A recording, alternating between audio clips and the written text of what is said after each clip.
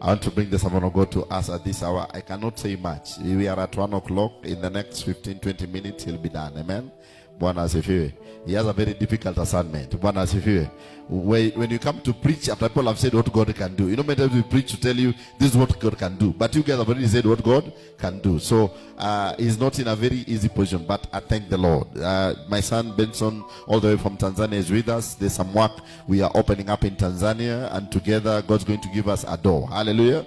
Already we have a fellowship of over 50 members in Tanzania, and we thank the Lord, courtesy of the work he's doing. Now we are just strategizing how we can do another fellowship that now directly he'll be in charge of. Bwana asifiwe, to the glory of God. But also, is not only a man who is doing this missionary work, but also he carries the word of God. He's an encourager, and he's a man who, every time I've been with him, he carries a great faith. Hallelujah. Him, when he sees something, I just want it to be done. And we need sometimes that kind of grace. Bwana asifiwe. And he's here with us. I want you to put your hands together and give a good God bless you clap, stand up, and appreciate him all the way from Tanzania to bring to us the word of God. Amen. God bless you so much, man of God. Amen. Amen. Amen.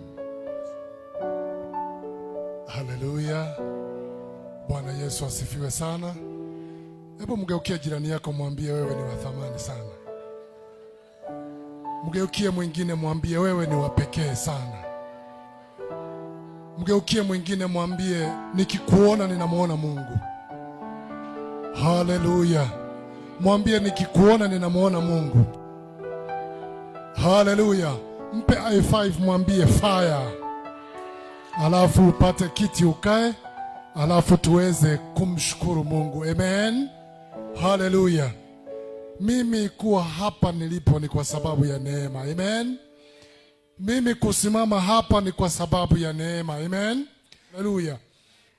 Ninaamini wewe ni mtu ambaye Mungu amekupa kibali, na ili hayo mambo yanayofanyika ndani ya watu wa Mungu ni kwa sababu walikubali kutii na kukaa katika madhabahu. Maana madhabahu inatema vitu vizuri kwa ajili ya watu wake.